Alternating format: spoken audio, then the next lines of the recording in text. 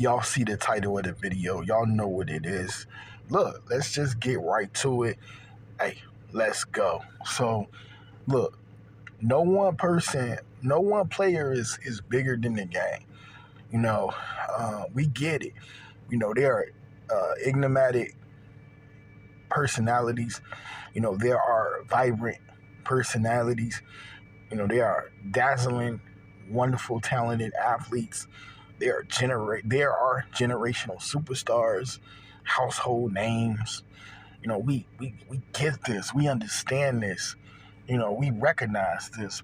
But again, no one player is bigger than the game. You know why? Because the game goes on eternally. The game goes on forever, but one player can only have their decade or 2 decades in the limelight. Or if you were alien like Diana Taurasi or LeBron James, then yeah, I guess you could play at high quality for 2+ decades, But, in reality, no, and even then, no one player is bigger than the game because the game will outlast everyone. So you're thankful for what it does for you as the player. You're thankful for what it brings you and what it gives you, the notoriety, the acclaim, the fame, the push to success, the pressure to succeed.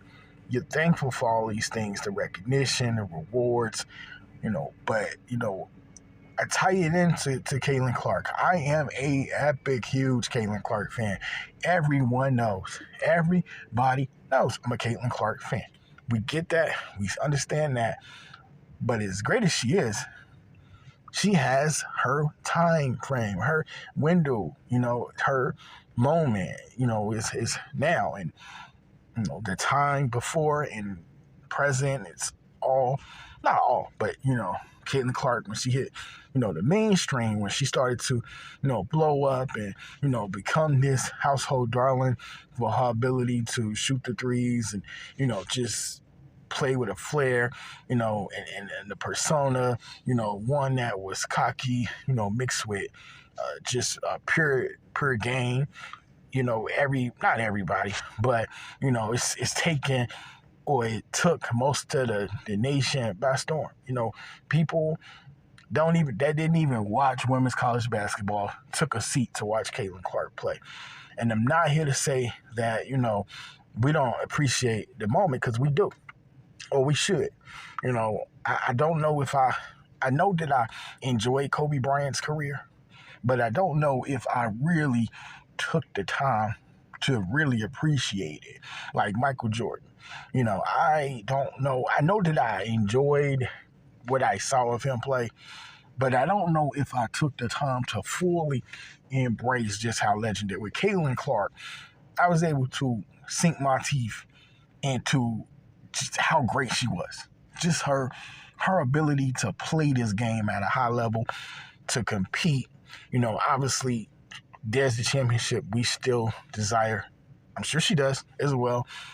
Those of us that are Clark fans, Iowa fans, both were separate, but it's one player for one moment in time, and so I just want to put things into perspective that every great has their time. Shaq, Kobe had their moment in the sun.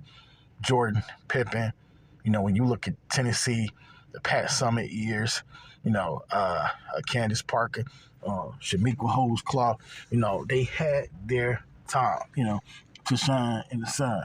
If you look at, the Bad Boy Pistons, had their time to shine. If you look at the Houston Comets, it's sad that they are still a defunct franchise right now in the WNBA. When you look at them, when you look at that team, how great they were. They had the Tina Thompson, Cynthia Cooper, Cheryl Swoops. Cheryl Swoops. But yeah, when you look at that team, they had their time in the sun. Why did I tickle a laugh? Because we all know Cheryl Swoops doesn't really fancy Caitlin Clark. And we'll just park it there. But yeah, Clark, exceptional, true talent. It doesn't matter how you feel about her, if you don't like her game, if you love her game, this right now is her time. And there are others that are sharing this stage. There are others. The Angel Reese sharing this stage of greatness, this era.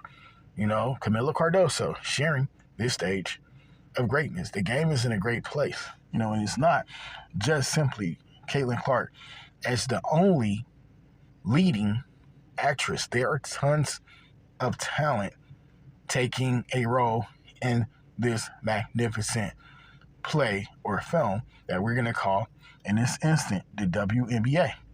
Rakia Jackson playing a huge role. There are no supporting actresses. Everybody's a star.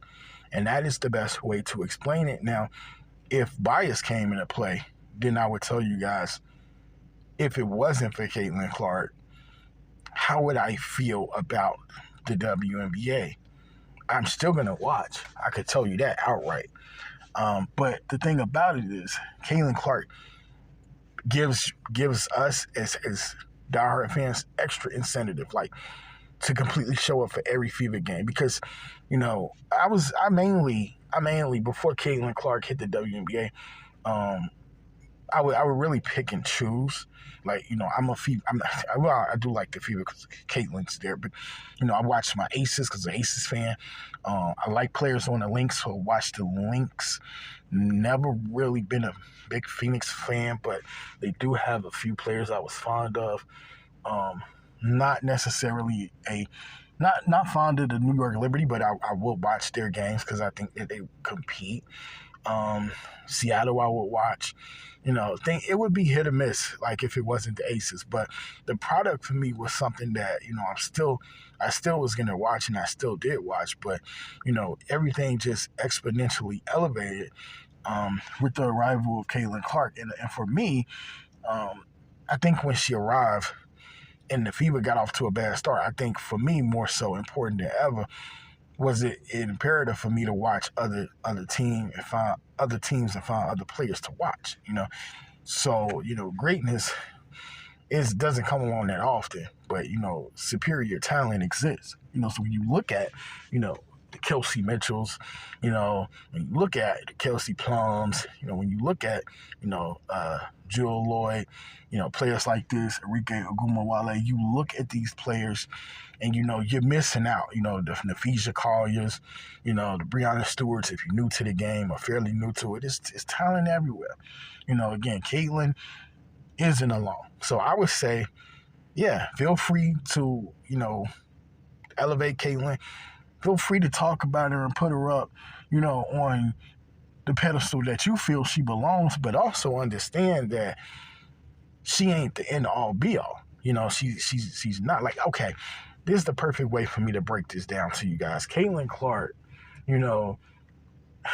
her ascent to superstardom, it took time and progression. She showed flashes of brilliance, at Iowa. She let it be known, I got next, I'm the one. And she showed flashes, for the Fever, and then boom, she bust out and became Rookie of the Year. I'm not going to tell you guys it was a slow progression, a slow grind, but, it was a feel her way out process. Turns out that I was right. I told you guys, give her time, and she was able to end the season as Rookie of the Year. And so, it's important to remember, as great as you want players to be, you just have to give them time to reach that level. Sabrina Ionescu just reached championship mountain. How sweet that it must have been for her, and congratulations to her for playing in Unrivaled, coming soon. But I just, I'm just here to tell you guys, look, as great as Caitlin Clark is, I'm able to look at this with another viewpoint, angle, perspective, because as great as she is, nobody's bigger than the game. As great as it was to watch MJ play, you knew that at some point he was gonna have to hang him up, so you really had to appreciate his greatness. So I would end this way: let's appreciate Caitlin Clark while she is here, folks. The world is fleeting. Every day it seems like somebody's checking out. So let's just enjoy the players that we enjoy watching, because we never know when we might be watching them play for the last time from our perspective, or you look at like the late great Kobe, you don't know when someone is going to leave the world. So yeah, it's tough.